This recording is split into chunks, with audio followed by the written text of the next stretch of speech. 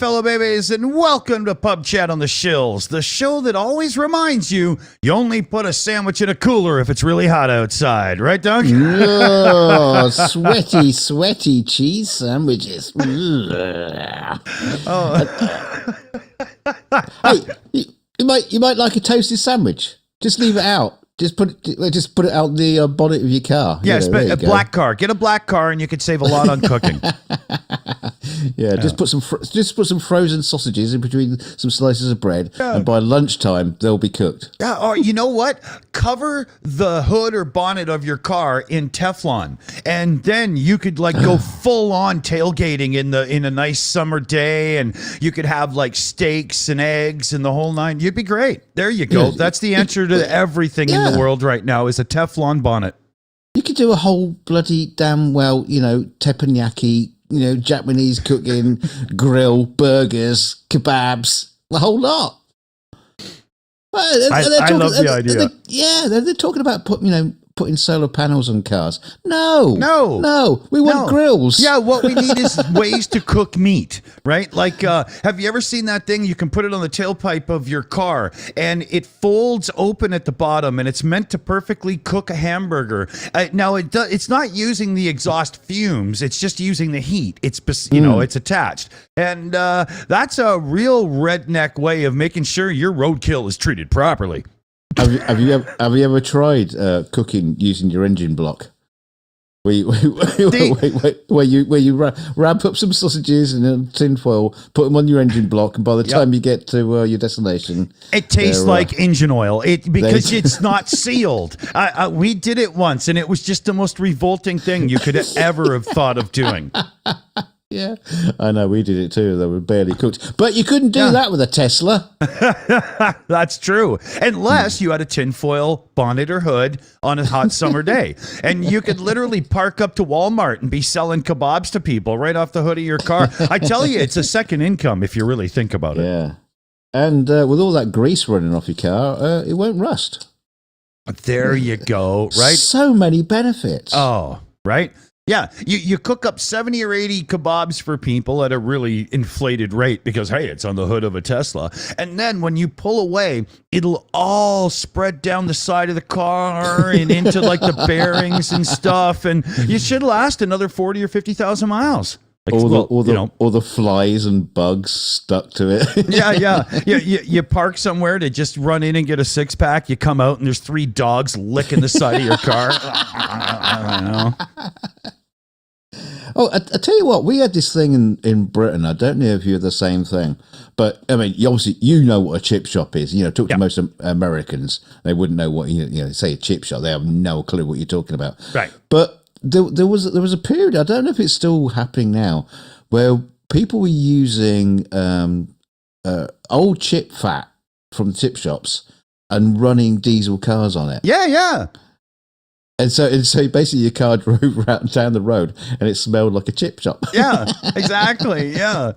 Oh, yeah. You could be like the Pied Piper for homeless people with a car running on that stuff. Everybody's just like salivating like Pavlov's fucking dogs. All the people rolling out the pub going, follow that car. Yeah. Whatever he's delivering for has good grub. Smell it. Oh, dear God.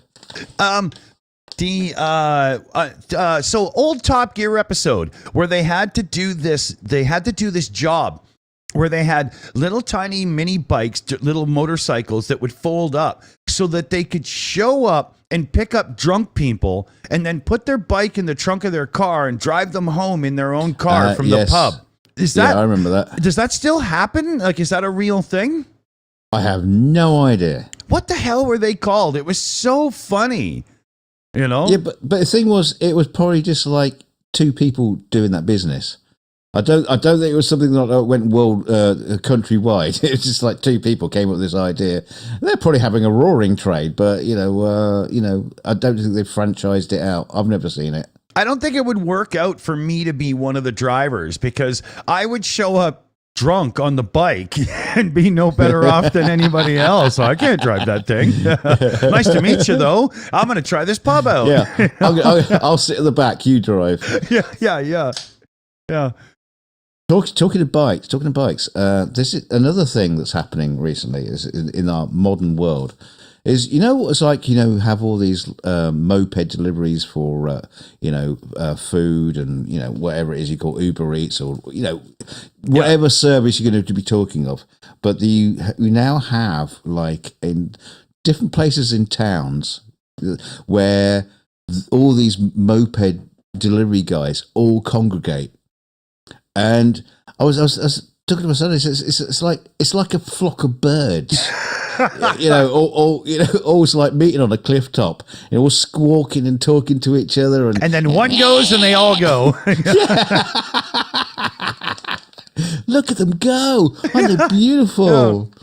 They're flocking. Yeah, they're flocking this way. Yeah, yeah. There was a time. When I was like a late teenager, I had a job driving pizzas for a bit, and there was rules. You couldn't have the pizzas on back of mopeds and stuff the way Europeans were allowed to and whatnot. It had to be, there was rules against that. But I think Canada finally figured it out and let that go, because in the cities, I think you see it now without people, risking getting in trouble. Well, where were they putting them? On the top of the head? Yeah, no, under your armpits because it keeps it warmer. No, but yeah, you had to keep the pizza in the back seat, or if it was in the trunk, there couldn't be any kind of oil or anything like that. There was all like you had to be on it, kind of, But they weren't letting mopeds drive food around. Wow. Yeah, so you could stop noodles back then, James May.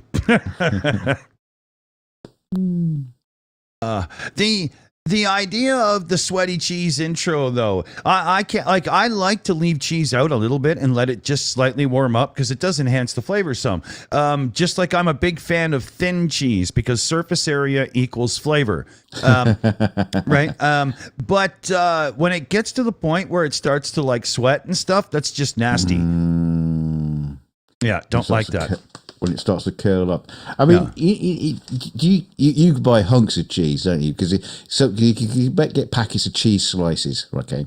They do exist. Not American cheese, but just like cheddar slices or something like that. Yeah. Now, but even still, we buy those. We do buy those for convenience, and we use them on burgers and stuff. But sometimes someone leaves the packet open and they start to dry out a little bit. Yeah.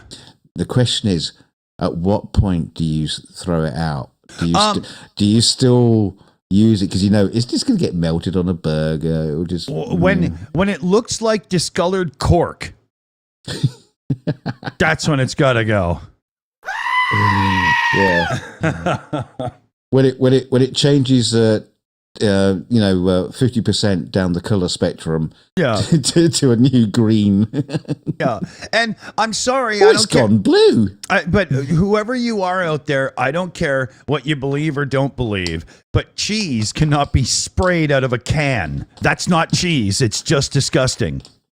Well, hey, MJ says crunchy cheese. Crunchy cheese. Yeah. Well, if you took the bones out, it wouldn't be crunchy, would it? Yeah, I guess. Okay. That would be its suede stage, like suede to leather,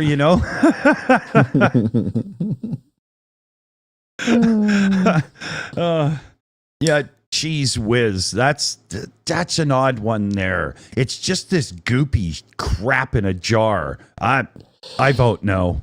Never. I think we do get that over here. I think it does exist, but I don't think I know anybody who's ever purchased it. And it's like in Canada, it's like $8 or $9 for the jar, and it's literally just like yellow petroleum jelly that's been thickened with xanthan gum or something. It's disgusting. Yeah, it's never seen a cow. There's going to be some kind of chemical. No, the only form of dairy at all in that product is powdered milk. And I bet there's like a teaspoon of it just so they can put it on the damn ingredients. Now, BME says fried cheese, fried halloumi, never bloody works. It just pulls apart. Stupid idea. Oh, no. Don't do it. I love cheese fingers that are deep fried and whatnot, but they have to be like breaded and shit. Otherwise, Yeah, Cheese Whiz exists so drunk people don't use knives. It's from CF Beauty in the chat.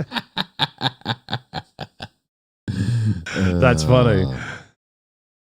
That's funny. And I don't know. Let's see a vote in the chat there. What do you guys think of Nutella? I just can't get my head around spreading chocolate on toast. It's odd. No, you're supposed to spread it on nipples. Well, that makes a lot more sense. My I'm telling stories now. My old girlfriend did that when I was at university. I opened my door and walked in, and she was there standing there topless with her nipples covered in Nutella. Well, all I can say is my nuts got polished that night. No, that's funny. Thing was, she also thought, oh, she's being like super sexy and raunchy or whatever. I opened the door and saw it, and I laughed. Bloody did. I like it on toast. But I did rub peanut butter into my balls, so there you go. I think you've muted Dick. Oh, I bet the dog loved that. Don't call her that. That's not very nice. Oh, that's funny. Well, sorry, what was the question? I don't remember right now. I was typing something and I kind of lost myself in the shuffle. You brought up Nutella and I just got distracted with the story. Yeah. It's weird chocolatey spread stuff. I'll give you a tip in life here. You want to try something really cool is get yourself some good quality orange pico tea. Now, you boil the water, let it chill a tiny bit because you don't want to scald it. But put 2 chunks of really good quality chocolate in the bottom of the mug and then the tea bag or whatever, the ball on top. Pour the water in, let it steep 3 minutes and let that chocolate melt and stir it in. And then add just a little sugar to take off the bitter and maybe a double shot of whole milk, and it comes out tasting like the orange chocolate ball you get at Christmas. It's so cool. I know the Brit guy here is just, Wait, chocolate tea? It's fucking awesome. It comes out like a dessert. It's really cool. Ooh. How strange. Terry's chocolate orange. That's it, Solo. Thank you. Yeah. It tastes so good. It's amazing. Trust me, try it. It's been a while since I've had a Terry's chocolate orange. They must get really pissed off that people give them to everyone at Christmas. It's like, no, it's not. We didn't invent it as a Christmas thing. Yeah. Don't make it a Christmas thing. It's all year round. It's because it looks like one of those things you hang on the tree, and I think it even has a string. So they screwed themselves right there. All right. What you mean, criminals? That's what we hang on our tree. Family history pictures, yeah. No, cow rustlers. Australians. Hang 'em high. Hey, it's 420 on the West Coast. Smoke 'em if you got 'em, fellow babies. Awesome. But it's always 420 somewhere, so just light one up when you feel the need. There was... we were going to talk about the NASA van. NASA van. Talk about the NASA van. We want it. So we're doing a fundraiser, and we only need to raise $27,000 American because NASA has one of their X-surveillance vans. Yes, NASA, not the NSA. I'm not just screwing that up. With a retractable roof cameras, and it's going on sale. And we need this so we can, have fun with it and do live streams, and, it would be really cool. We're going to replace Dick's webcam with this surveillance system. Yeah, here it is. Everybody can see. And it's all decked out with high-tech camera systems and tech inside. Like, it's not just a dumb van. It's got all the shit in it still. Is that the van that NASA used when they went to surveillance Elliot's house in ET? It had to be. Listening into the conversations. Yeah. Well, Sprinkle says, I want that van. Sorry, you can't. We're doing a fundraiser tonight. Yeah. You can have the next one. You can have the next one. Yeah. You can have it when we're finished. Yeah. So let's see here. What does it say? What's the specs? Yeah, I was Tell just us. looking. It's got a fully kitted out surveillance wagon. Oh yeah, look at the picture here. This is just okay. I have to have this. That's your new desk. Oh yeah, baby, that would be amazing. You know, look at that. It looks like it's right out of a Hollywood movie, except you know it's real. Hey, thanks, Martin. Cool. I'll need the reminder for sure. So thanks. Yeah, this is awesome. That's awesome. And I wonder what's in those racks. What's going on? Yeah. It's got a 5.4 liter V8 under the hood, so it's not that 3-valve Ford engine that dies on everybody. So this one's safe. Oh, that's a big engine. Yeah. Well, not for us, to the but gallon. yeah. Yeah, look at this. It's got a plaque on it. It won an award or something. Innovative surveillance technology. Yeah. Oh no, writers! I kicked her out a bunch of years ago. Single man again. But yeah, like look at it on the outside. Okay, you know, so you come across as somebody that you know has a large family. And then you scroll down and you go on the inside and you come across as somebody that works for Nick Fury. Like, you know. And it's got 2 remote controls. I love it. Wow. So yeah, we're doing a fundraiser. We need $30,000 and trust us, we will justify this purchase somehow. Yeah. I'm actually surprised that they're not gutting it and selling it. Why are they selling it with all the equipment in? I would love to know more. It's not in the article, but somehow somebody got their hands on this because I can't believe they're just going, yeah, sell it as is. Like there's got to be a third party in between that got their hands on it or something, Hey, you know? We got to start. Mark Beiser sends in $3.33. A little tip from my NASA card for the NASA van. We're on a roll. Oh, right. Thank you. See, the thing is, $27,000. I wouldn't be at all surprised if the equipment inside that van is worth $27,000. Actually, I would say in period when that van was built, the gear in there would have been worth $120,000. To be honest, you know. Exactly. You know, yeah. I mean, and a little out of date isn't bad. I am. Well, yeah.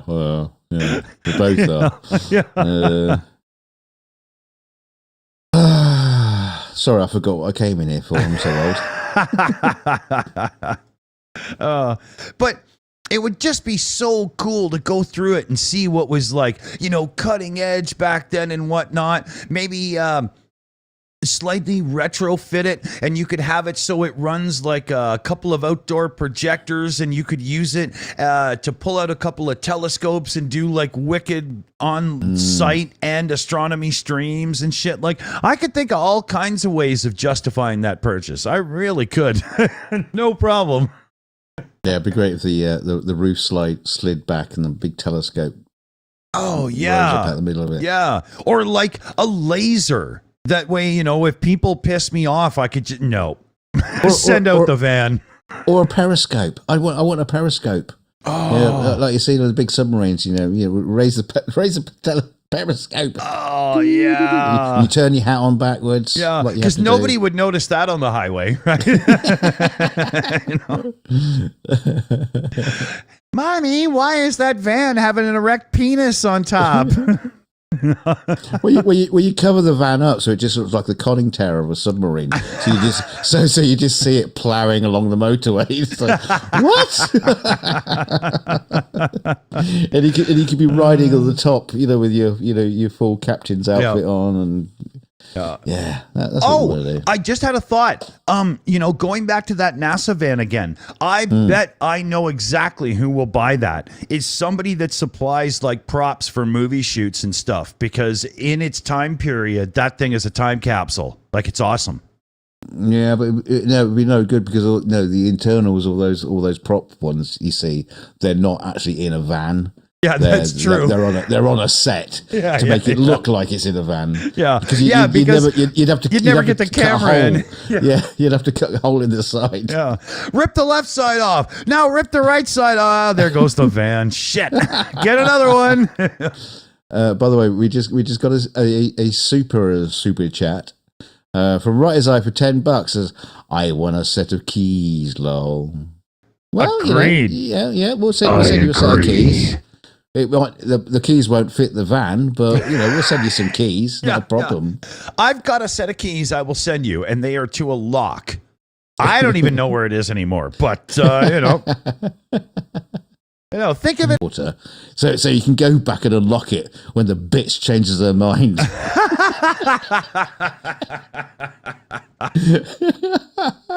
Always keep the spare. Always keep the spare, because those memories you might not want them to be there permanently. That's what that's just my little hint. Just more proof that we do this show for you. Yes. Public service. It's all hints and tips here. Yeah, we're just trying to make sure you can live the best version of yourself. Well, you could live a better version of me. That would be a good start. Yeah. No, but let's see here. There was another thing I wanted to bring up as well, and it was So, ChatGPT, it's all the rage these days, these open AI, bots and whatnot and stuff. And there's a growing list of authors that are now disputing the whole thing and saying it's all just an absolute grift, because all they're doing is scraping the internet for all their content that's already been posted and then regurgitating it out. And there might be an argument there that without scraping everybody's content, this thing would still be a baby. It had to learn. They have to, it's AI, right? It doesn't just get smart because it talks to itself in a blank room. Yeah. The thing is, it wasn't that coming up with the archives when they were archiving all the books, and they're saying, nah, you can't do that because ChatGPT AI will find out. That's right. It will read all the books in an instant and then start copying it. Yeah. Yeah. Okay. But Steve, like I said to you pre-show, Stephen King was looking into it, and he's all for the AI to, so it can write books for him. He doesn't have to. Yeah. That's funny though, because that could be, length of career and all, right? Stephen King could just give the outline to an AI and then publish it and take the money. See, the thing is, you probably find that the people who are complaining about it are so unknown artists that no one using ChatGPT was saying, "Oh, could you write me a novel in the style of Mark Pilkington III, Jeffries?" Dude, you're not wrong. Never heard of him. Let me show you, because in the article I took this from, there's this girl named Sarah Silverman. So yeah, never heard of I her. have no idea. She looks terrible. She's not cute at all. What a state. But and she doesn't look very funny either. She did this weird I Love You America show. It was on the air for like 2 years. And in like the 4th or something episode, just for no reason at all, she had 2 members of her studio audience naked sitting in the front row. Did she have them do that, or did they just decide to do that themselves?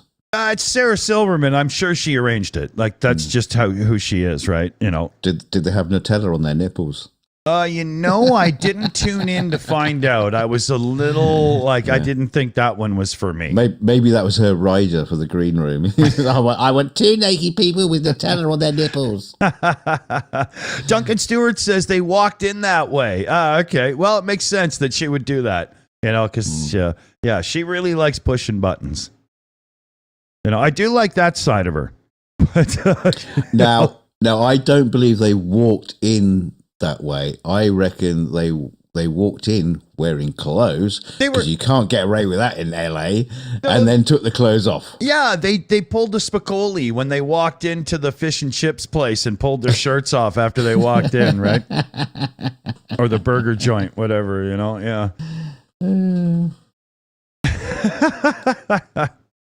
But I wonder, is there even logs? Is there a way to even back it up and for these people to step up and say, no. See, we trained our AI on this and this. Like, is this an argument that has no end? I don't know. I learn what is all learnable and then store it all. And then can you imagine that? Like Vija, turning up at Earth and saying, no, you can't do that. You've copyrighted all our planets. Yeah.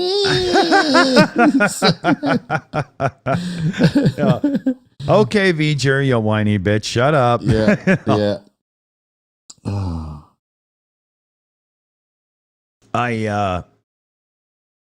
the thing is, I wonder if they had these arguments when we were talking about, things like the early days of the internet, where we were putting like all the world's information sort of thing at a touch of a button, and things like Wikipedia. I wonder if people back then were saying, "Oh no, you can't do that because it's I don't know, it's breaking some kind of moral ground, of putting all this stuff out for everybody to say that other people have created." I don't know.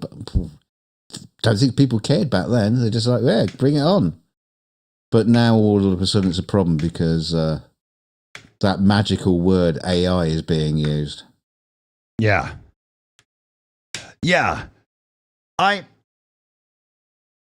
See, everybody argues about AI, and they always seem to be the least knowledgeable person about AI to talk about it. I worked as a musician for a bunch of years, right, in my life. And I don't want to get to a point where AI is just writing music that's on the top 40 and some corporation that owns some servers and stuff is getting paid for it. That's a joke, right? But at the same time, I can see AI being good for some of the stuff you and I do here, Dunk, with the, the little intros and like little funny gags and blah, blah. And I really think it comes down to, does the moment call for actual human creativity, or is it just a quick, I don't think I've figured out my position yet, because I can't even get through it. It's a really tough one. As far as music is concerned, you have to kind of well, the argument is whether AI could replace humans. But the thing is, in a lot of the popular music, or we used to call pop music. Talk about pop music. Yeah, I mean, a lot of that is basically it's practically an AI anyway. It's just by a human because they were doing it by formulas and looking for the hook. Every genre has 12 songwriters that always dominate the charts in the background and so on. Yeah, I know what you mean. But I remember seeing someone doing a study of music, and and looking at ABBA songs, especially because it's got this many hooks in it, and you can highlight them at this point, and they come in so they basically formularized music before AI. That was just humans doing it. Yeah. So it's almost the same thing. And look at it this way. Like myself, I've always been a decently competent composer. At least I consider myself that. But I was never the best lyricist. I get so wrapped up in how to say what I'm saying. I don't even know what I'm saying anymore. And now it's just tribble, so for me, just to wrap a project up so I could have some words to put a melody to it and then maybe find a singer to write something after or whatever, AI would be a good tool because, I could put, I need a rock and roll song based on having fun at the beach. Boom, done. All right, thank you. Right. And you can rewrite it later. Exactly. I mean that's what the Beatles did. When Paul McCartney was, recording music, he'd just say any old shit, knowing full well that they'll replace the words later. Well, sometimes I don't think they bothered changing the words later. If you go back to the TV show WKRP in Cincinnati, the ending song is pure gibberish. There's no words in it. The guy just did a ba ba ba da da da da da kind of thing to get a melody for it. And when they listened back, they were like, "No, we're done." Yeah. Well, before I just bring in this next bit, Mark Beiser says, "I for one welcome our new AI overlords." No, when I was working on.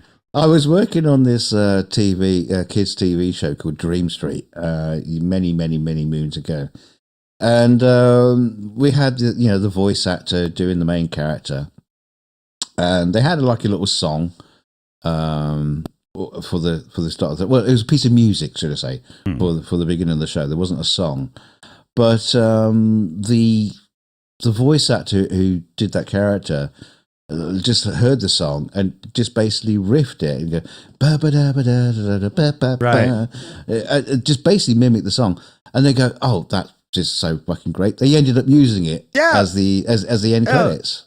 I love those stories because it's everybody's so wrapped up in the moment where they were and it's it all comes together, and that's the joy of creating real music and stuff. And if you put it in the hands of AI, all that's gone. It's over. Well, right? You still have to have the human to give it the prompt. That's right. No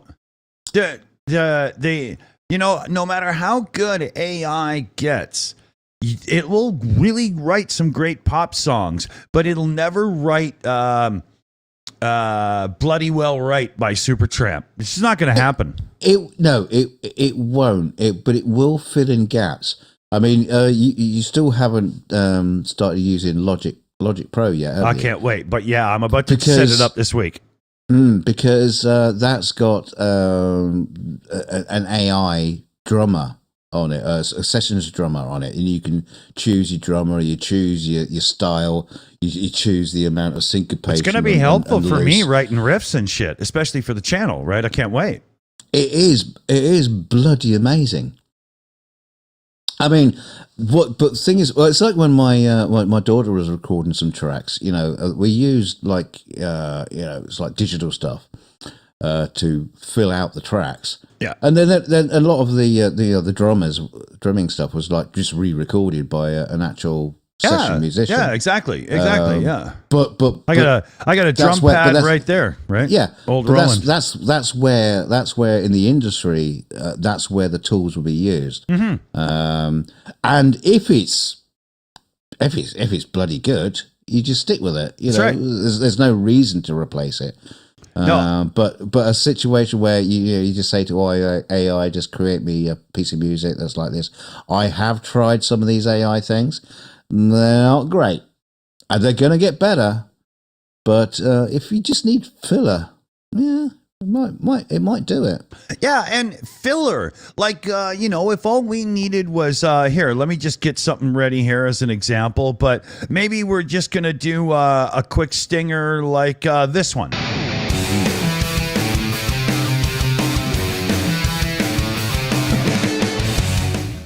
Something like that can be thrown together by AI softwares and stuff, no problem, for creators that aren't musicians and, just need something that's theirs and not covered in copyright madness and stuff. Great tool then, right? Yes, exactly. Well, that's it. It's not copyright.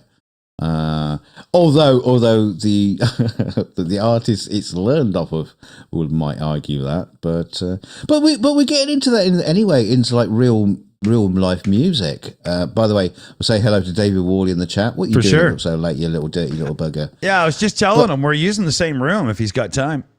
Ooh, we're in the same room. No. You have this sort of situation in modern music where people will say, "Oh, you can't use that note. That's breaking copyright. We used that note in our song." And it's getting ridiculous. The similarities of a musical phrase. Yeah, there was a case about 4 years ago of one YouTube creator giving a cease and desist to a second YouTube creator for the sound of a ding. Like, yes. Yeah. And it was hilarious because if you put both dings into an audio editor, the waveform didn't quite match.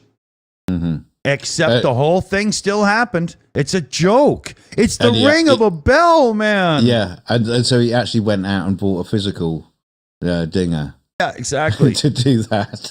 Fucking crazy, which man. he broke several times. But but the thing is you probably like use that dinger and YouTube would go, that's a match. Yeah, exactly. I got to get a beer, but I can hear you. Oh, see? Now, we were talking about this pre-show, and we're going to make sure that in his Dick Dawson's final technical upgrades, we're going to get him a little mini fridge, a little cooler to keep his beers in, so he doesn't have to flipping get off and disappear in the middle of the show. Come on, that was fast. I know, but this is the point. If you're a radio DJ, you put an album, you put a record on. Yeah, and guess who's the record? Hello, is it me you're looking for? Oh, dude, not even a voice changer is good. Hey, that was perfectly in tune. He's a good singer, man. Trying to do him is hard. Hey, try and copy me. That's even harder. Yeah, I can't sing out of tune. Yeah, you just stuff a cat through a tube. Hey, people will say I can't sing, but people can't say I didn't. That's true. That's true. And I'm here to entertain you. Oh, there's a song. Yeah, well, your singing does that. It's just probably not in the way you were hoping. Are you not entertained? What's that from? Gladiator. Oh, yeah, that's it. Yeah, before he went nuts, Russell Crowe. Yeah. What did they do to him in South Park? Fighting around the world. It was him and his tugboat Tugga. And they would just go places and have fights with people. It was funny. That sounds like a real show. I don't know. What are you talking about? Yeah. That's not parody. Yeah, it was like slinging beers and hoisting sails and fighting around the world. Or I can't remember. Fuck, it was funny though, man. Hey, MJ says, I just envisioned Dunk's avatar tap dancing. Hey, Martin, I got it this time. We're good. All right. Email. We're just never mind. No. Hey, But you brought it up. Yeah. But it's easier than typing and responding to just do it right now, right? Hey, what's going on with the? There it is. Goddamn, closed caption stalled. I swear, the closed caption thing that we use for this show is like an auto worker from the Midlands in the UK in the 70s. It just goes on strike every 3 days. It's ridiculous. Yeah, it's funny. We're talking about AI and stuff like that. The amount of times that the auto captions just get things completely arse over tit. Oh, did you get that? Yeah. Sabatech. Get down with that, you bitch, Sabatech. Yeah, you just gotten, Yeah, because Sabertech is a word that everybody uses all the time. So obviously it's a normal screw up. Yeah, not arse over tit. Are you going to get it right this time? Yeah. No. Yeah, how can we possibly be worried about AI if closed captions can't even work right? I agree. It's ridiculous. But here's one thing. It'd be like how open the pod bay doors, Dave. There are 3 coffee shops near your location. Exactly. That's the thing. AI probably thinks we're idiots because 3/4 of the time we make no sense. No wonder in Terminator they decided to blow us all up. I'm not listening to these buggers anymore. Yeah. Press the button. Yeah, they talk for 2 or 3 sentences and everything's fine, and then they go off the rails like they're psychos. We've just got to correct this. Then they start pouring liquid from metal cans into their faces, and all gibberish comes out. Oh, and you know what's funny is we just started using 3D printers that use liquid metal. So all we need is an AI computer small enough that it could control some 3D printers to print its own body and walk away. High-end battery tech, so it can, and maybe some kind of weird foldable solar panel over its head. And a Teflon bonnet for cooking bacon on. Everything should have a Teflon. I should have a Teflon bonnet just so I can cook bacon when I want. Right here. Just boom, Call it a baseball cap. Just, Yeah, you can have all these robots just walking out saying, yeah, cheers, thanks for all the fish, bye. I'm going to go and live on an island somewhere and write a book. I wish I still had the R2-D2 gag programmed in right now. That would have been a perfect time for him to go, whip around.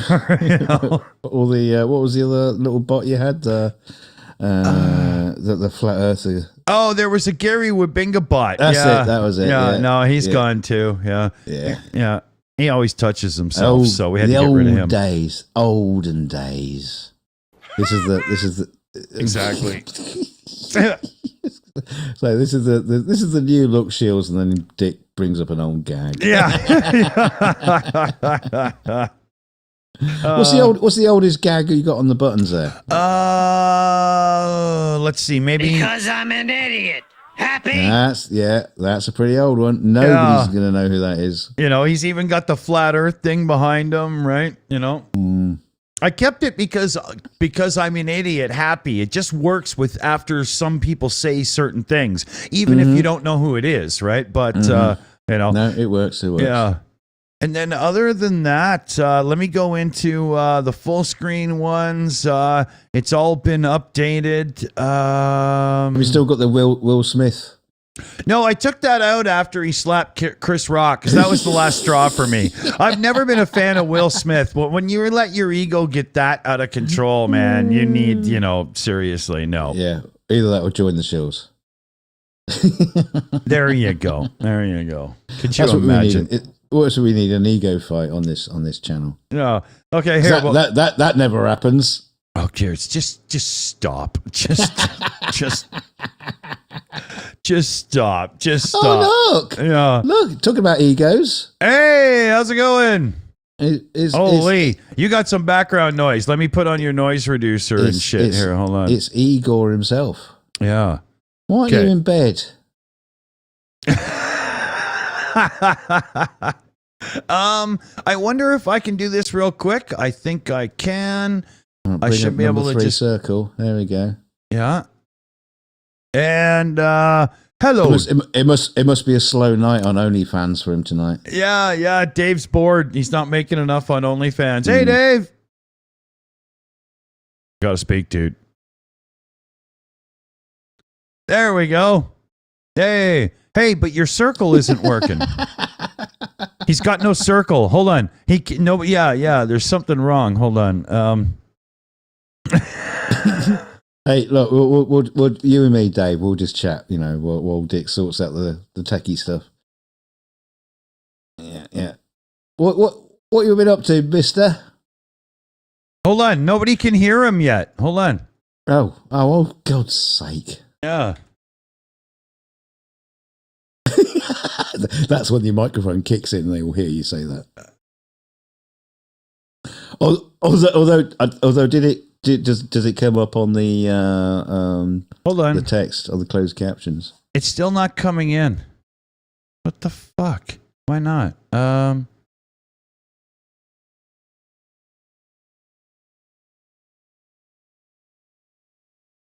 Why is it doing that when I put that in there? See, this is why we need that NASA van. Yeah, see? If I had CRT screens with old school controls, I'd be just fine. I don't know. It just doesn't want to bring them in. Hold on. Let me just switch over and see what happens.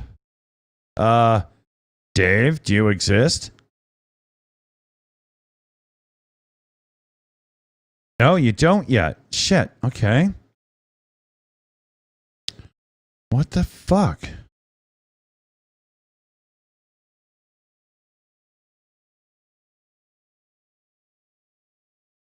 Okay, where?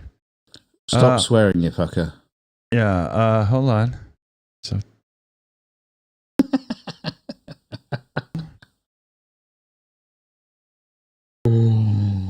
Oh. What an absolute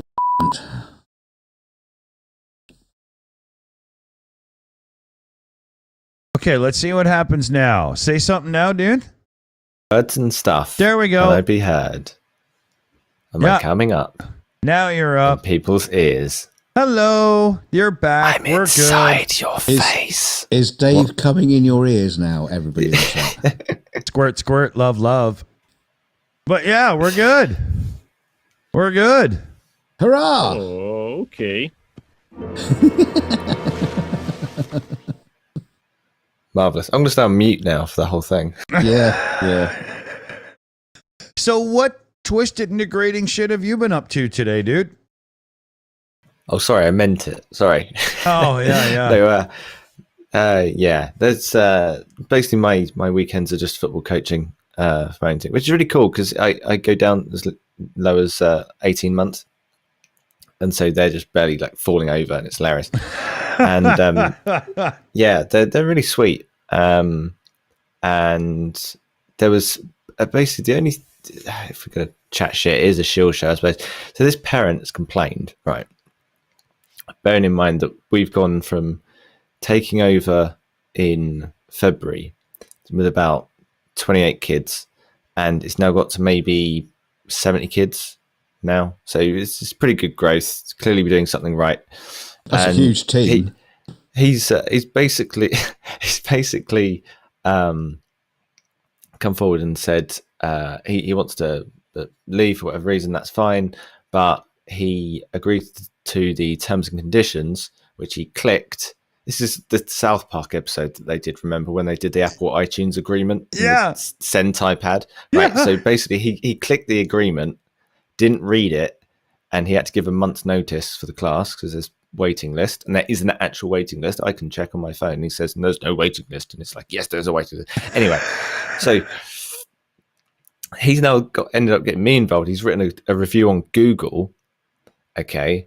And it's the only review, and it's a 1-star review. And then he started it. It's like the top half is just slagging off me. He's not even talking to me. He's in the chat nothing to tonight. do with me whatsoever. And he's like, "Oh, the sessions are repetitive, and it's the same every week. It's just rebranded." It's like, yeah, because they're 2. You need to reinforce certain ideas. Has he you never can't just seen say things Teletubbies? once. You can't just. This is how teaching works. You don't just do it once. If you haven't caught on, Dave coaches with a little John Cleese in the spirit there. Right now, children, the silly walks. We do. We do. That's awesome. Do lunges, biggest steps. Then we go backwards. We turn around. Oh, this all sounds really tricky stuff. Yeah, to me, it's exhausting. I don't know. Yeah. It's good fun. It's good fun. But yeah, we started our fundraiser for the van. Did you see that earlier? Was it? Yeah, we're doing a $240,000 fundraiser so we can buy a $27,000 van. Trust me, it makes sense. I thought you said 27,000 earlier. It just keeps going up. It's one of those things, you know. You just keep adding to it. See, the thing is, what you don't actually realise is what you're looking at right now is the driving position. It's like Captain Scarlet. You sit backwards and watch view screens and drive along the road. See, Dick said it was really advanced, high tech, whatever. But then I'm pretty sure I can see a VHS.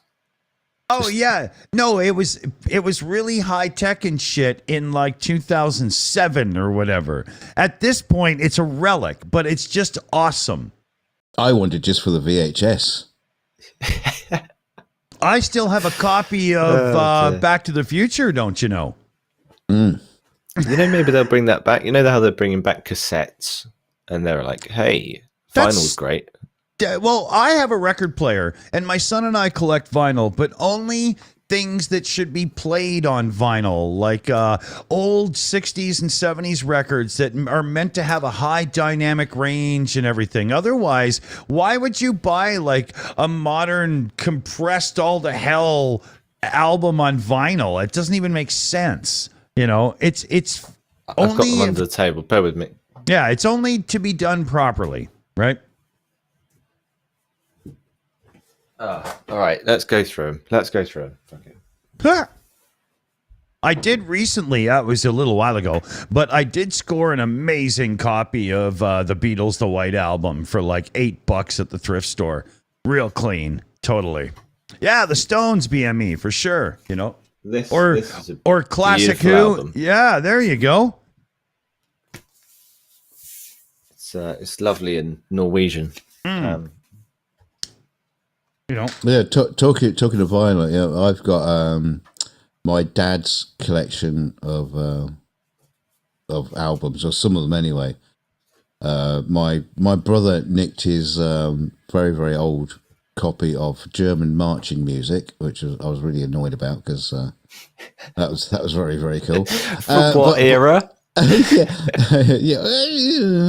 I'll tell you, if it's called Goose Stepping With, I don't even want to know. Oh, it was a fantastic. Just the quality of the album was amazing. But the funny thing is, you know, we were talking about the other night about stereo. Mm-hmm. He has this album of classic steam, and it is just recordings of steam engines.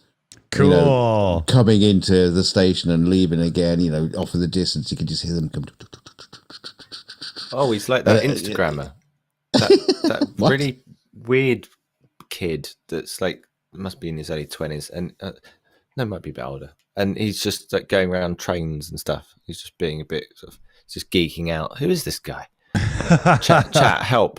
What's the name of this guy? He must have like 2 million followers or some crazy. He just goes to trains and it's like, oh, it's a train. It's an MC 1625, and it was made in, I don't know, whatever. Adenoids. But see, the thing about that, geeking about trains, is, you know, back in the days when you know, the platforms would be full of school kids with little pads, so they'd be like Trainspotting, writing down the numbers of the trains that they see past, and there were steam engines like roaring through, and and they had names and all this kind of stuff. That was pretty cool. You get train spotters. You get train spotters now, just writing down the numbers of the, you know, just a flipping electric train that just drives through, and it's like No heroin? and once that one's gone, another one exactly the same comes along, and it's just got a different number. Another one drives the track. Hey, oh, I'm going to write down the numbers of the carriages as well. Collecting all these numbers. God's sake, can there be anything more duller? that's funny. I agree, though. That's ridiculous. You know, if all you're doing is hanging out in a field, filling out a spreadsheet, you've got to get better hobbies. Yeah, accountancy. Try that as a hobby. Yeah, because I got lots of papers for you. You love it. I must say, I've shown Dick this one before. Yeah, this is the remastered one, but it's beautiful. I love that cover. It's awesome. That's art. I like the orangey gold because sort of shiny. You can see how it's shining off of my. Hey, laptop. look at that! Looking at me, looking at you. What's the good question then? Just going back on topic. What is the most expensive vinyl you have, Dick? We have what was the most expensive one? We have a double album set of Elvis that was like $70 new, and we also have Supertramp Crime of the Century, and that was it was 120 gram vinyl, the really good thick stuff. I think it was 20 like, grand Fucking hell. No, Jesus. 120 gram, just a thick vinyl. Yeah. That's just half the money for the van. It was 120 grams of cocaine. He had to swap for it.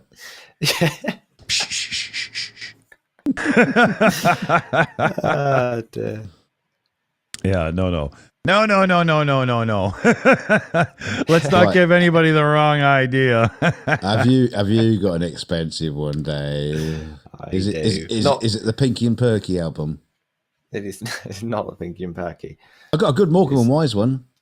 Beautiful, wonderfully written album. Love the Gorillaz. Boom. Beep, boop, beep, boop, Cool. boop, boop. Good choice. It was rare. This is the original cut. I think they did eventually do like a remastered one recently, but this is the original. It was like 200 or something. Crazy. It's not in a good condition. Obviously. I got a brand new release in 120 gram vinyl of Van Halen 1984. And when I turn it up on my Onkyo receiver with my whole setup and whatnot, it is just a absolute. If you're a guitar player and a rock and roller and whatnot, it's just awesome. It's so good. Wow. We also have The Clash, Combat Rock. Great sounding record because it's got dynamic range. It's really good. We got Deep Purple, Machine Head. It's awesome on vinyl. Nice. Yeah.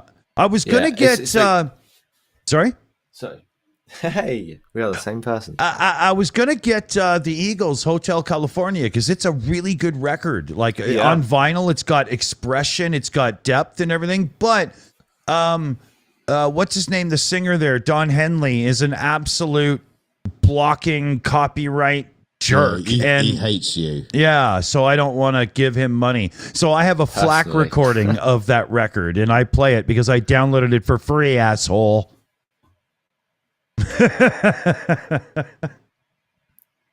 See, I noticed this sort of thing cuts deep with people. You know, if you're going to spend stuff, you've got to spend it on quality. Yeah, this is why I like where is it? Not that one.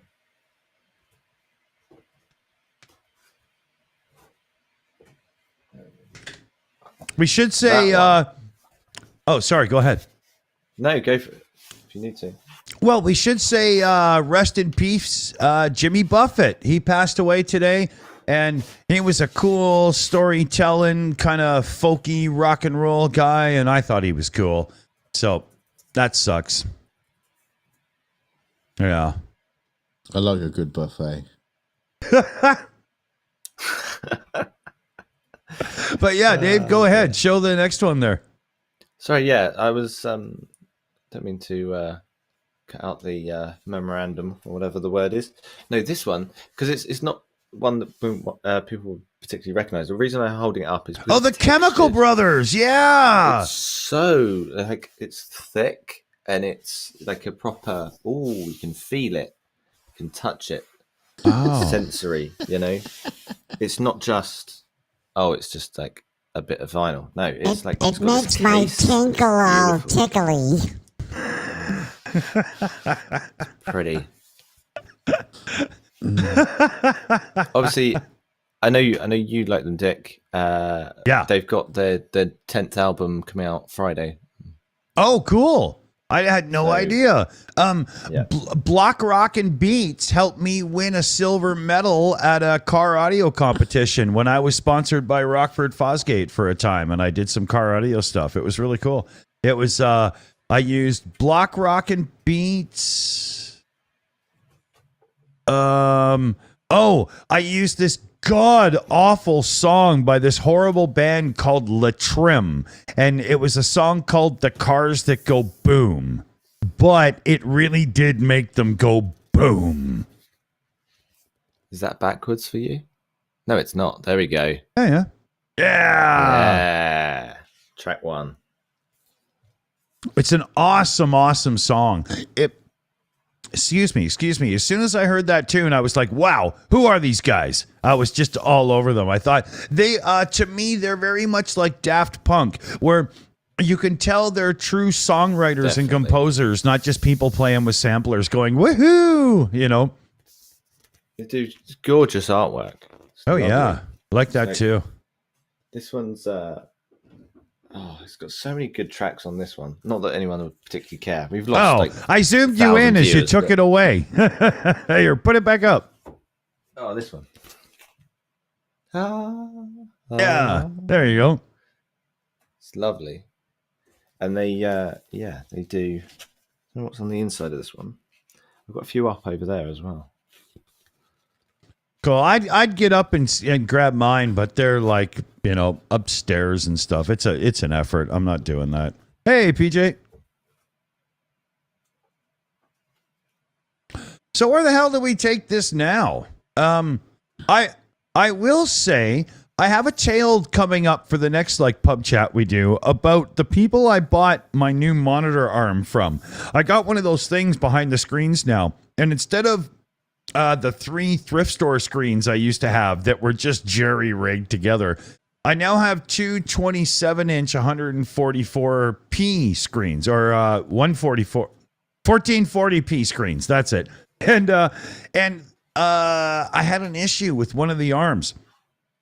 So as soon as I said to this company, hey, you know, blah, blah, I had a slight issue, but I don't want to send back the one I have because I don't have the damn stands for these screens. Like I need the arm, even though I'm having to jerry rig it together.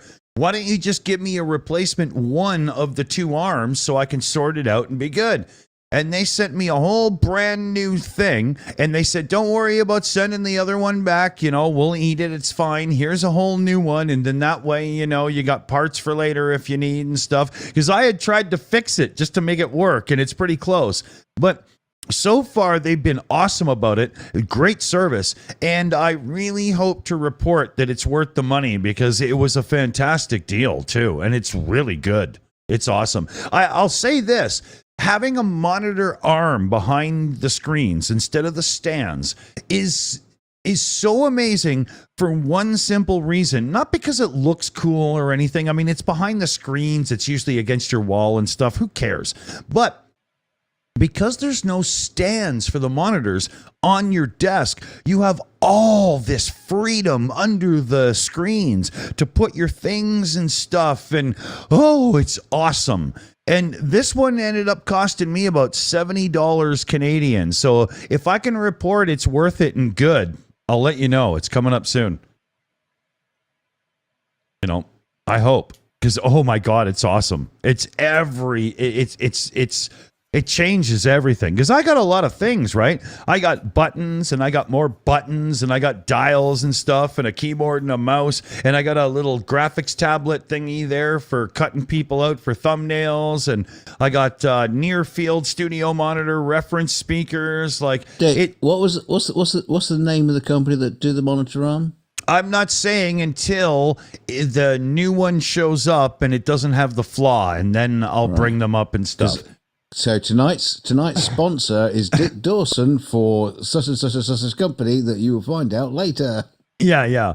But I don't know if I should slam them or praise them because if the next one shows up and it doesn't really do as well as it should, then it's a design flaw, not just a one-off. And so I don't know yet, right? You know, I'd hate to say, oh, this thing's great, and other people order it and go, you're an idiot, right? You know. Yeah. Yeah, it's one of those sort of things. It's always a bit of a mixed bag on these sort of things these days. You know, sometimes it will work, sometimes it will be a bolt missing or just cross-threaded or just. Well, crap. mine showed up with one bolt stripped, so I couldn't tighten it to adjust the tilt of the monitor, and it just kept wanting to flip down and face the desk, and it was a joke. Right? You know, but when you take the thing out of the box, it's this lovely built out of metal thing. And I was like, oh my God, this is awesome. I drilled a hole in my desk so I didn't have to use the clamp. I went for the full grommet and bolt it down hardcore way. And I got it all set up, put the screen on the one. It was awesome. I instantly, you know, with the gas shocks, I can just push it around, put it wherever I want. It's good. And then the other one, boom. So I tried to tighten it some. Boom. Well, you see, it's like quality control. You see this on Amazon all the time. Yeah, in yeah. the reviews, someone will say 5 stars, brilliant, worked fantastically. Someone else will be 1 star, rubbish, didn't work and broken as soon as it arrived. 5 stars, fantastic, yeah, everything I always wanted it to be. 1 star, awful. Yeah. It's just like everybody's all over the place, and it just seems to be quality control. Yeah. Yeah, exactly. Right. It's almost like it's cheaper not to have quality control and just replace it if it's not. That's if right. It doesn't work. Yeah. And I didn't exactly buy heavy screens. They're decent quality. They were on sale, and they're not like gamer screens. I think their high refresh rate is 144. But they're decent or whatever. But it's hard to get 24-inch CRTs these days. yeah. I tried to get 2 of those 22-inch Apple, Trinitron ones, but they ended up weighing about 2.5 tons, and I couldn't ship them. Yeah. Your desk bent. Yeah. I had to hook them up to my washer and dryers thing to get 240, But, So yeah, I hope they make good. We'll see, and then I'll let you know.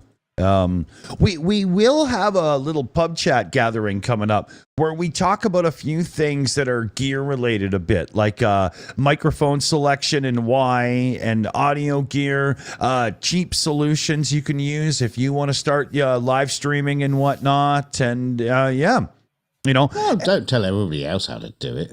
No, but good selections. Like, there's so many videos out We there. barely know what we're doing. That's not entirely true. I went to audio engineering school for 2 years, and then I lived as a musician for years. And I very much know why I have the gear I have and why it's chose. But this is the point I was going to make. You can watch a video that says, "What's the best mic for podcasting?" Oh, blah, blah, this one.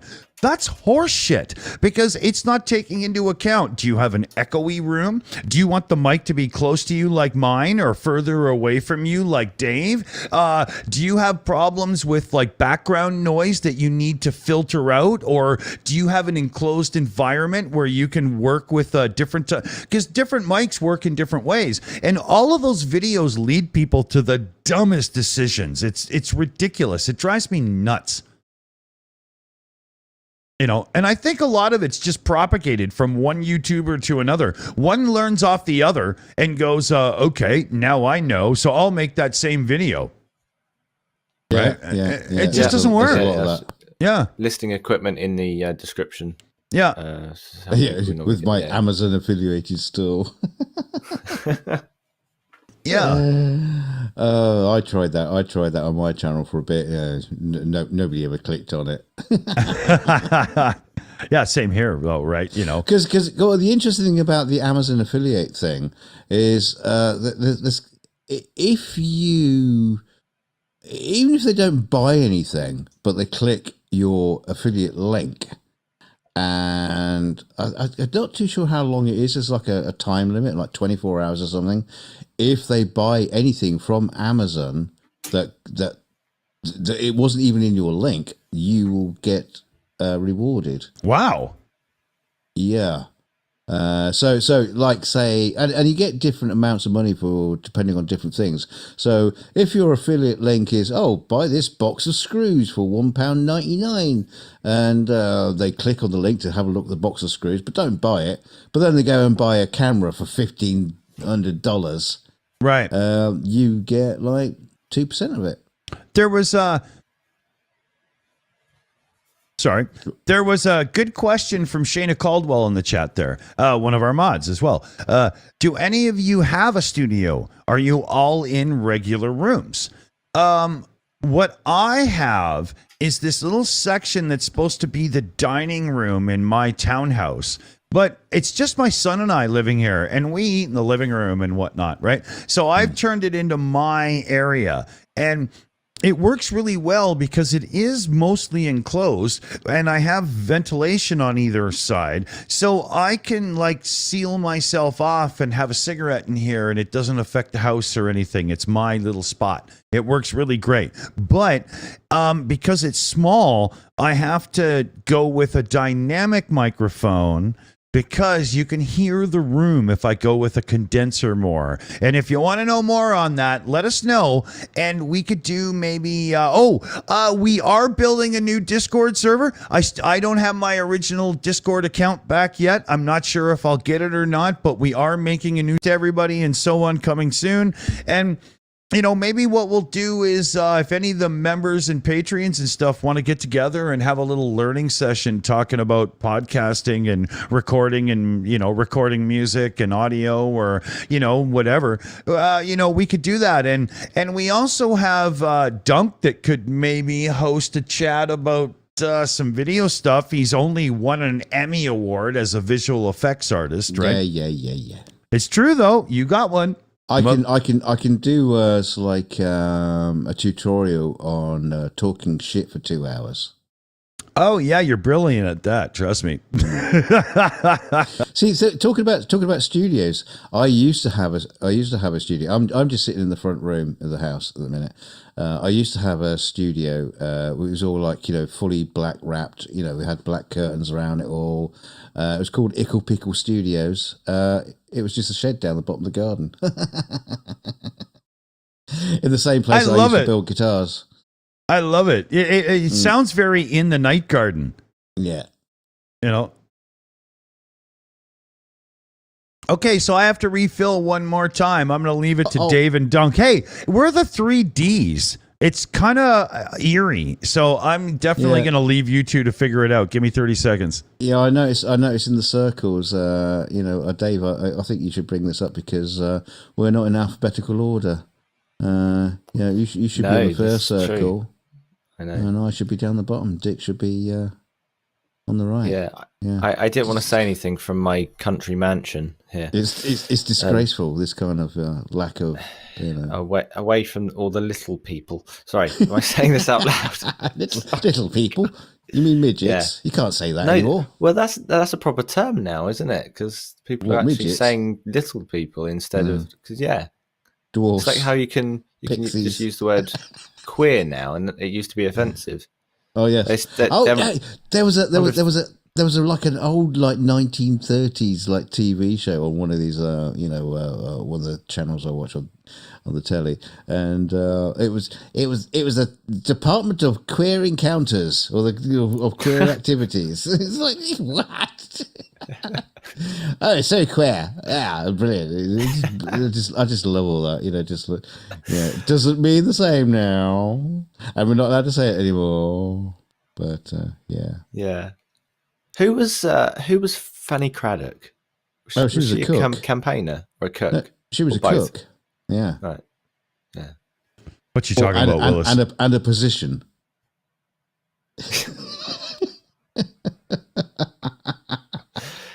Oh, I've got me Fanny Craddocks. You get a cream for that. Yeah. I just realised when I closed my eyes, I've got the ring light that's making everything just a nice orangey yellow hue. It's apparently singed onto the eyelids as I look away. That's the bonus of podcasting. See the ring. You can see the ring. Yeah. Have you ever seen the ring? It's just people watching this just would have no idea. But I must say, even down to the very basics, wear an earpiece to have something to make sure that you haven't got some audio loop going on. It's horrible. You've got to separate the mic that you're talking into and the audio that is you're listening to. That I can't do the earbuds like you do. I have to have the cans. I can't stand shit in my ears. I can't stand the wires. That's why. Actually, I just can't stand people. But that's a separate point. Can't stand us. I don't even know what I'm doing here. What the hell's going on? Whenever I feel bad about my life, I come back here to know that it could be worse. It could be a lot worse. What is this sludge on the inside of my flask? That's disgusting. Oh my. Good grief. That is horrible. Okay. I had the kids at the door there yet again. It's bicycle repair man. Well, the one kid just came to my door. He's about 8 years old, and the handlebars came off of his scooter. Like they just came off, and I was like, "Okay, just park it by the door. I'll get to it in a minute." But literally, I'm putting a sign out that says Dick's Bike Shop. You know. Yeah, well, I'm going to bring my son's e-bike over to have you to have a look at. I should start a second channel. Jerry rig everything even further. I was amazed they got away with that in when I came over to America. Yeah. How the sporting goods store that's called Dick's sells like guns and things. We have Dunk might know of Trago Mill over in the West Country in the UK. No. It's basically like a 19th century Costco. It's lovely. It sells crossbows and shit. It's Wow. really cool. Yeah, we got a few shops like that in my town, but I'm in like the west side of the Rocky Mountains, about a third of the way up in a valley in like a town of 30,000 people. So we got hunting and stuff around here, right? But even still, it's Canada, not other places. Like you can't just go into Walmart and get an AK-47 or something, you know? Yeah, 2 for 1. Yeah, exactly. Don't forget the ammo. Would you like it in fuchsia? Yeah. We have scented bullets on sale today, sir. Lavender. Yeah. Make sure you make your mark with every kill. Chanel is there for you. Oh Jesus Christ! You just give them it. If someone from marketing at Chanel has just heard that, they're going ka-ching. Yeah. Scented bullets, $12,000 a piece. But, really worth it for that moment that you're hunting an illegal rhino or something, right? Yeah, because that rhino, he's worth it. Yeah. What the fuck was wrong with people way back when they used to find out, we haven't seen many of this animal anymore. I think there's they're almost gone. And they would all mount up and arm up to try to be the one to get the last one and put their head on the wall. What the hell, man? Yeah. Well, it's like the dodo. The last one, they're trying to bring shit back to the UK. Yeah. For the British Zoological Society, but they were just too damn delicious. And it never got there. Yeah. The story of the dodo is funny because it had no real predators, and then all of a sudden its life completely changed and it had no chance, man. Sailors. Yeah, exactly. Sailors on a barbecue. Yeah, poor things. But hey, I don't feel bad for a cow when I'm having myself a lovely roast. So but you shouldn't eat the last few, right? Seriously, if they're that tasty, didn't one of them think I should grab a few and start a farm or something? No, kill it!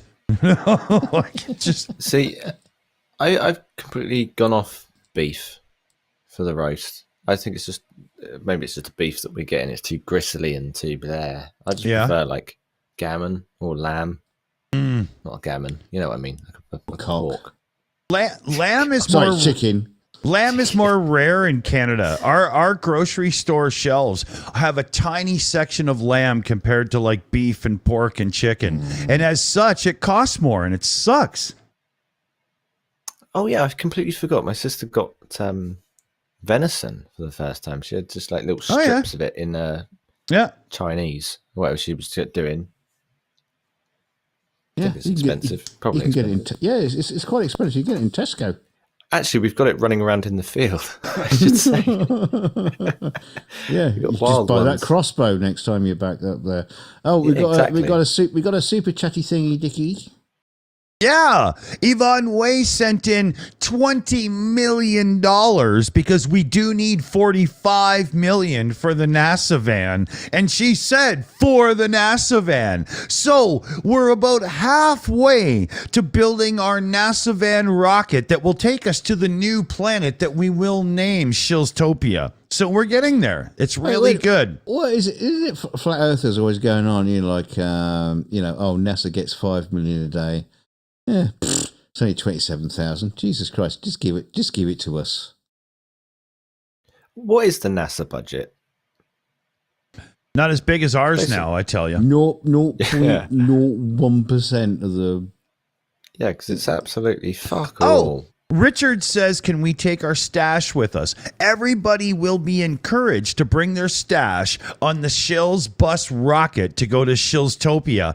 And if you don't have a stash of your own, it will be provided for you. We'll have a lovely selection of everything you need. Drinks included. We also have a member message from Lude Farm. It's gifted one Mills Shills membership to Yvonne Way. Cool. Hang on a minute. No, that's the same thing. Oh, I'm just reading. What you talking about, Willis? I don't know what's going on. Don't make me read super chats. Yeah, Norm Lee got a Shills Master membership from Lude Farm. So thank you, Lude Farm, and welcome to Norm. Norm! Like cheers? How's it going, Norm? What's one of the things Norm said on Cheers? What he would say, hey, Mr. Peterson, how's the world treating you? Like I just slept with its wife. Give me a beer, Woody. That's one of them. Those were funny jokes. Can't say I ever thought about remembering anything they ever said. Oh, there's another one. Woody says, hey, Mr. Peterson, what's going down? My butt on that stool. Give me a beer, Woody. And it always ends with, give me a beer, Woody. How can you not remember that? Maybe it's a Canadian thing. I don't know. Just, So that's just watched it and just let it wash over me. Sorry, Dave.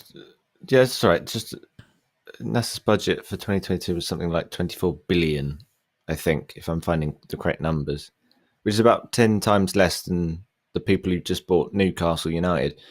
So, well, look at it this way. MasterCard made $21 billion in profit last year alone. We covered that. Yeah. My God, it's amazing how much I know about things now that I actually have to pay attention. It's crazy. I know. Now that we're actually, reporting fake news, I mean, the news, right? we are being responsible and mature human beings. I think we have grown as people. Yeah, says the guy in a bathrobe. Jesus. The thing about NASA is, they always complain about how much money they're spending. And it's like 0.5%. Exactly. The national budget. During the Apollo missions, it was 5%. Exactly. I was just trying to get the cigarette puff done so I could put that up. Right. Yeah, it was a massive jump. Huge. Yeah. And so people are, oh, why aren't we doing this and why are we doing that? Well, yeah. It seems like a lot, but See, funny thing is, I've thought about this as well. As far as the movie industry is concerned, you think, this movie costs this amount of money.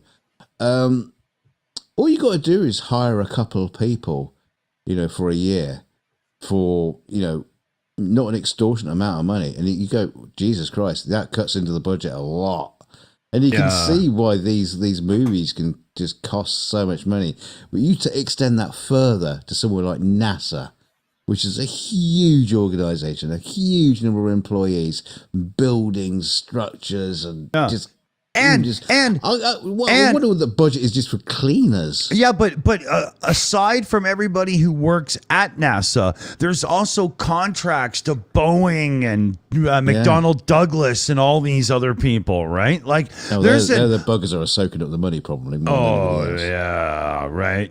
For sure. Boeing does like 6 contracts for NASA and then goes, okay, the R&D's done on our new plane. Let's go get Coke and hookers. Exactly. Yeah, they're going full Italian on that money.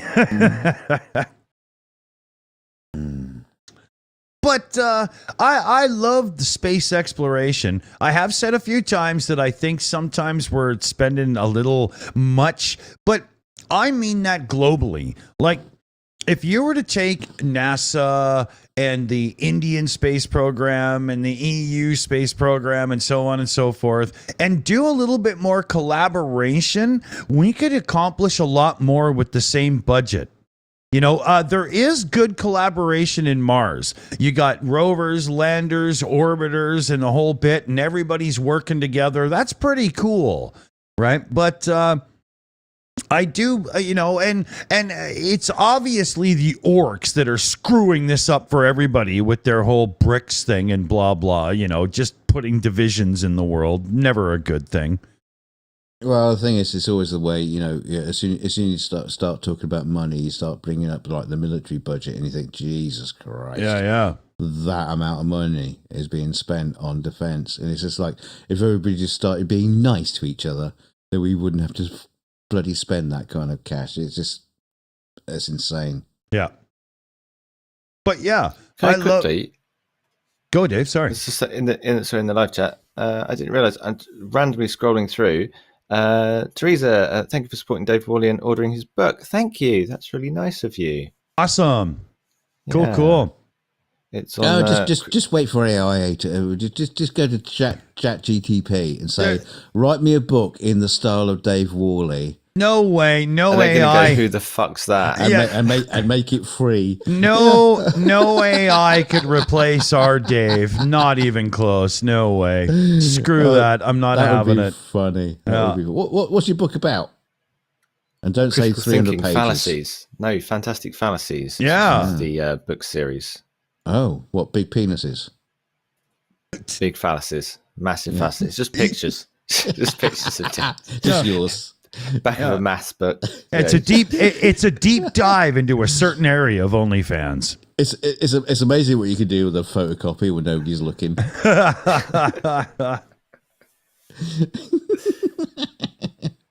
Too funny. You got to be careful making jokes like that. I work in schools. That's true. That's true. Yeah. But they don't. I'm not suggesting you do that at the school. It's probably the public library where you do that. It's much quieter. Yeah. So if you're watching right now and Dave happens to coach you and you're a part of his work environment, you have to let us know so we can block you and you're not allowed to watch. It's just.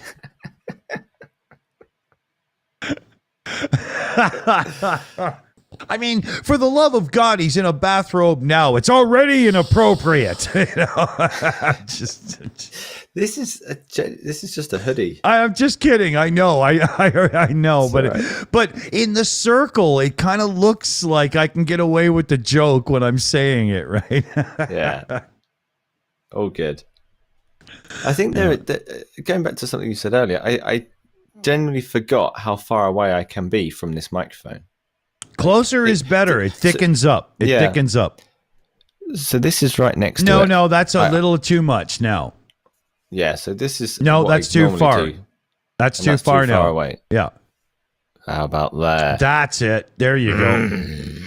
There you go. Yeah. Now you got a lot more fullness in body. And the thing is, it's a USB mic. You don't have control of the gain. As such, you are user dependent to put the mic where it was designed to be. That's why I usually encourage people to buy a mic that has to be plugged into an interface because you have to gain it. Now, there are exceptions to the rule, right? It depends on the kind of mic and stuff. Let's say you want to, like CF Beauty, record an acoustic guitar and make it sound really nice. Then a USB-driven Audio-Technica AT2020 might work well. But at the same time, when you have gain control, if you need an extra 3 inches because you're a hard strummer and you're really giving it, well, you can just dial up the gain a bit. And I'm geeking out now. I'll stop. But yeah. 3 inches. All good. But yeah. So where's it gone? I can keep track of the live chat. Wayne the Sane was saying the moon race is about helium-3. Is it now? I mean, there was an old movie from the 60s called Moon 02, which even back then they were talking about helium-3 and its importance, which is kind of bizarre because back then we weren't. Helium-3 is really useful for fusion reactors. And in the 60s, we weren't really talking about, fusion reactors. They weren't really talking about that in the 60s. So it's kind of like interesting that the helium-3 was a factor. I think because it's all over the surface of the moon. But is it about helium-3 now? Is it cost effective to be going to the moon to get it and bring it back? Are we there yet? Sorry to be the child in the back seat, but are we there yet? Yeah. I'm not sure. I know SpaceX efforts have got us closer with reusability because that saves a lot of money. But it's not reusability to the point where it just lands and you refuel and go. There's still effort and stuff and whatnot. I'm just not sure that... all the human effort and endeavor it takes to launch and be there and habitat there and collect and send it back is going to be profitable yet.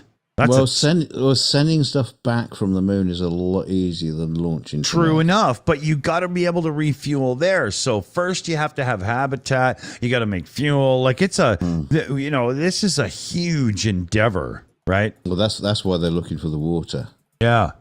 And unfortunately, by the time when they do find water, they find a Pepsi or a Coca-Cola plant there already. Yeah. They say they find Michael Jordan ready to hawk sneakers and back another soft drink ad, right? It's exciting times, though. I love it. Won't you just love it when you look up at the moon and you see the city lights? Wodentoad in the chat, Nestle got there first. Yeah, if there's water to be had, Nestle got it. Wow. Yeah. Good call there. There was another thing I did want to bring up before we get too long-winded and stuff. Too late.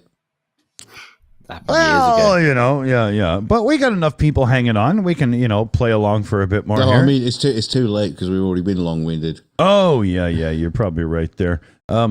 They had this thing, like American Ninja Warrior and stuff, obstacle course racing and so on, right? Well, there was one recently in California. Here's an image from it. And these guys have to do obstacles struggling through mud and whatnot. That's the whole deal. That's not mud. Yeah. That's sick. It looks like human excrement and puke all driven from a Taco Bell restaurant, to be honest. It has the right color for Taco Bell. You know what happens when you scrape all that shit off babies' bums? Yeah. It's in there. Yeah. Everything you see comes from Depends. But the contestants, 300 of them went down with an absolutely nasty bacterial infection from the event. Not only did they have to swim around in somebody else's sick and sewage, but they got seriously ill from doing it. How many people do you think are lining up to do that again? That's just horrible. Look at that. It's going in his mouth. That little hockey stick looking blurb under his chin there, that's going right in. He's eating that. See, I think 299 clean people went in, and then one went in who just hadn't bathed for a few months. Yeah. It's all right. It's all right. No one knows. That's funny. Yeah, they thought he had just been practicing. They thought the smell was from the course. I'm just thinking of Morgan Freeman right now going, Andy Dufresne. He climbed through a mile of shit and came out the other side clean. Not these guys. They didn't. Not these guys. That's funny. I mean, well, what exactly? I mean, what exactly is the sport though? What do they do? They go through obstacle courses, but they're all based on being muddy, which... Oh, so it's like a race to the finish sort of thing, yeah. Yeah, it's like a whole bunch of people in 4x4s that got stuck in the mud are now jumping out of their trucks and racing to the finish line on foot. I don't even understand it, you know? Right. Especially if it's like, you know, bacterial infested waters and whatnot. You know?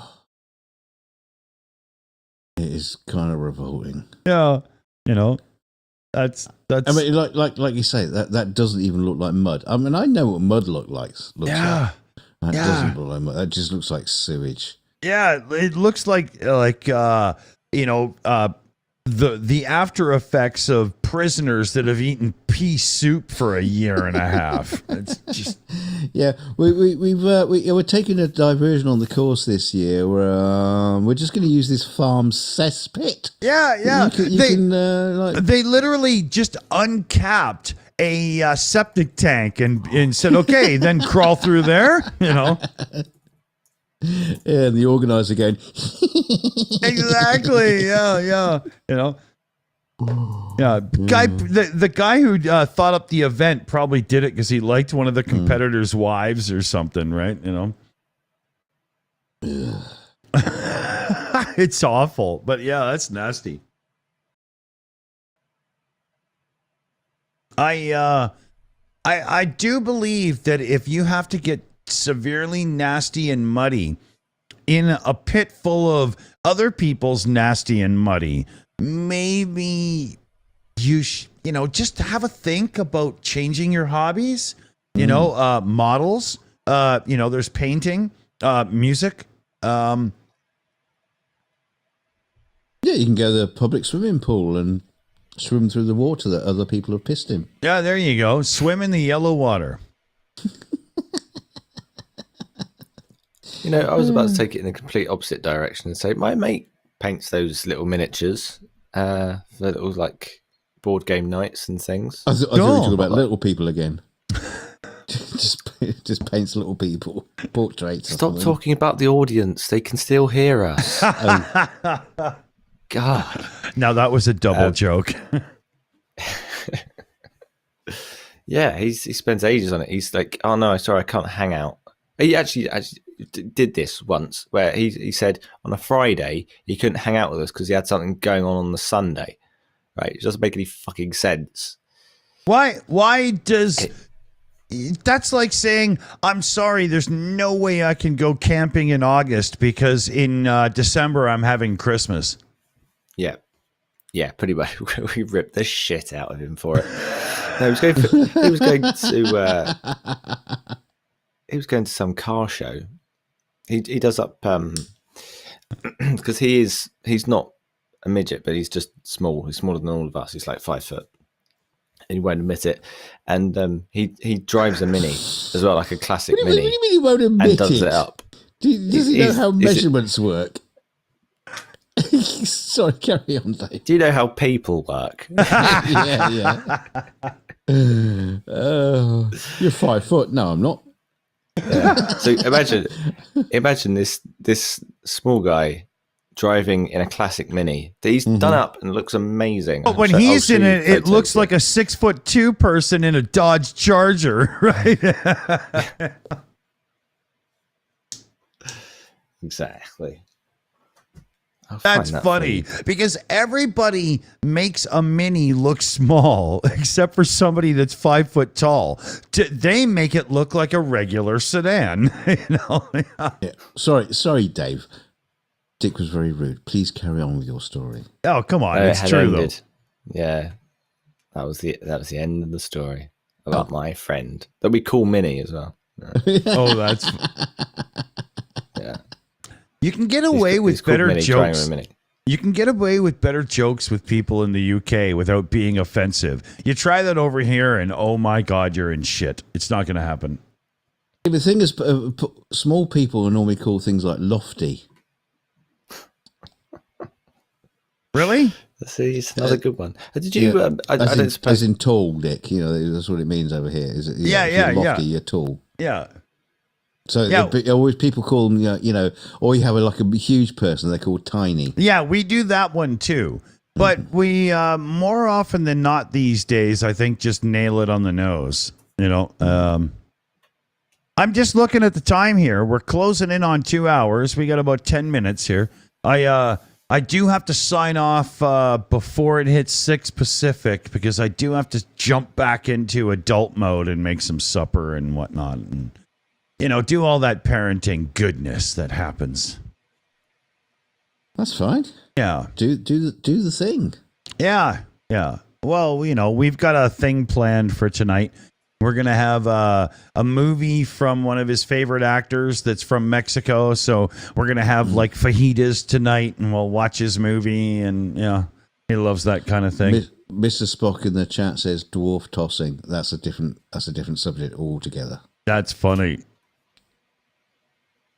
Yeah, that's funny. That's Time Bandit tossing. Time Bandits. I have that downloaded. I haven't watched it yet. Well, never. Yeah, no, I've never seen it. It's not as good as people think it is. I'm not a huge fan of comedy sci-fi. I'm surprised I got myself to watch Galaxy Quest, but I was really glad I did. I love that one, right? Comedy sci-fi, like Red Dwarf. I have that downloaded and have never watched it yet. Yeah. I'm in Canada. I'm not a UK guy. Give it a breast. Why am I friends with you? Why, Doug? Why are we here? Red Dwarf isn't that great. It's not as consistent as I remembered it Yeah. to be. There's some really, really good bits in it, and then some of it is just like, we're just like, running on hot air. A bit like this show, really. And, just spitting it out. But some are great, some aren't. I've seen clips of it on nerdy retro computer channels because they mention like a ZX80 Sinclair and a few things or something. Maybe it was a different show. I can't remember. The American version of it was absolute toilet that they tried. It didn't take off at all. Did they? Yeah, it was they did a pilot. Yeah, I can imagine. Yeah. Like the in-between, it just doesn't work in America. They had to change everything. Yeah. What, like when they brought Faulty Towers to America to make it work, they took out Basil Fawlty. Did they? Yeah. Fuck it out. Yeah. And it lasted like a few episodes and died, right? Nobody even has copies. It doesn't exist. Sometimes it works, like The Office was taken over. Yep. Yeah. Although Ricky Gervais wrote a lot of it, so yeah. And the funny thing is, a lot of Americans look at the British version and say, "Why did they copy our story? Why did they copy our idea?" Was it Samson and Sons? Was Steptoe and Son over here? Steptoe and Son? I remember that. Was it Dad used to watch that. Sanford? Sanford and Son. The garbage crew? Yeah. That was taken from a British comedy. Oh, wow. Steptoe and Son. Yeah, I like that one. That was a good one back in the day. That worked very well. The theme song, I can hear it now. There's no point doing that because we do hear is dang, dang, dang, dang, dang, dang, dang, dang, the British theme. Yeah. The best time, or the time that the Brits got the theme song for a TV show 1,000,000% right, and no one's ever equaled it since, was Fleetwood Mac, The Chain, for the Formula One coverage back in the day on BBC. That's amazing. Yeah. Oh yeah. Exactly. Yeah. We're gonna get copyright strike for that now. Yeah. Just No, humming it, we're fucked. I Yeah. was singing, so it's all right. It'll be out of tune. But yeah, that was just awesome. I still, when Formula One starts up, I watch the Sky coverage these days, right? It's the best one to watch these days. And they do that canned in a box theme they have now. It's okay and all, but it's nothing compared to the classic BBC intro. It's just not even, don't. What do we got? Okay. Yeah, we're coming close here. We only got like a tiny little sliver of time. So if you want to get it off your chest, now is the moment. What, that Nutella? Get it off my nipples. Full circle on this stream. That's funny. Yeah, if people, just a general public service announcement, if you're looking to support small creators of anything, then they live or die by the reviews. Yeah. And that sort of thing. So for YouTubers, it is the likes and stuff, even though that we hate doing it.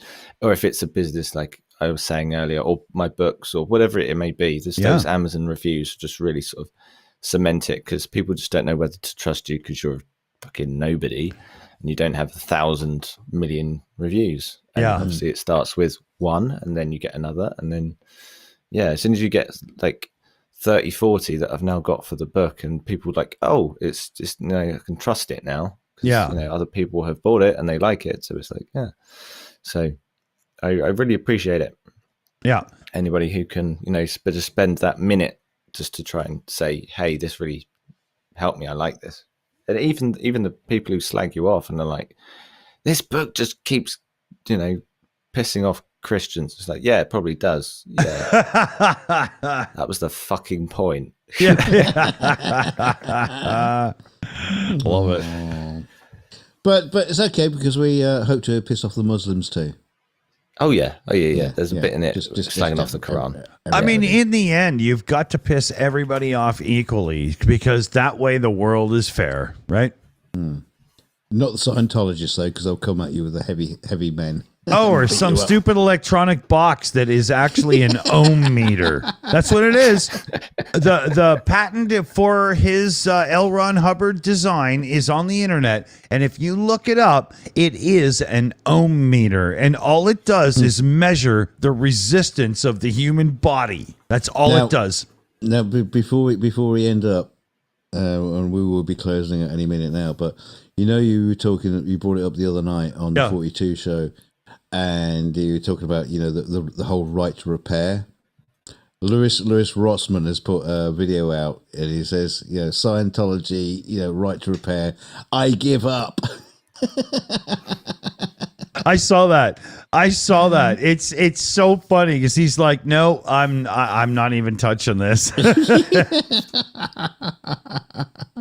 He knows there'll be a black van turn up outside of his But he, in that video, he does show that the patent for the device is nothing more than an ohm meter. Mm-hmm. That's all it is. I'm sorry, Tom, but it's a joke. It's a gag.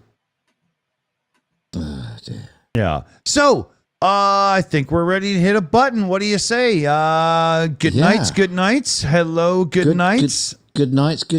And as Dave quite rightly pointed out, please like and share and subscribe and all those lovely things. Yeah. And just share. Just make sure people know. Give us a good review. Share is a big one, because if YouTube sees that you took the time to click and share on your social media, then YouTube goes, wow, they must be doing something really good. And it really helps us in the algorithm. So share is a big one.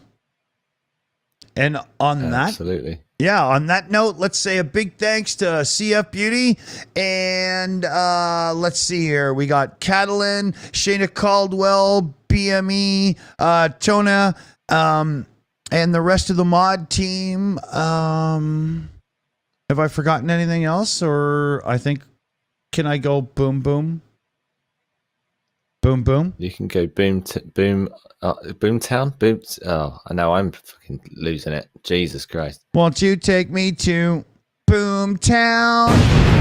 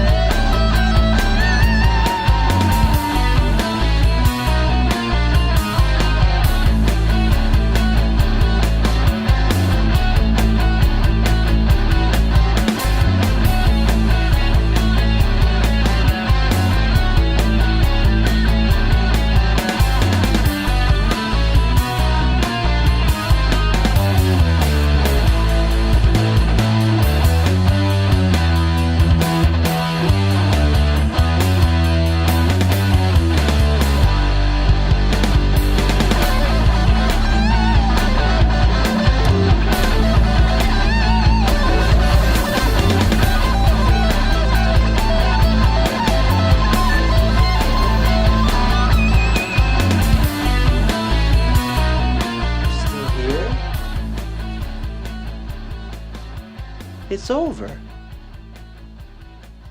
Go home.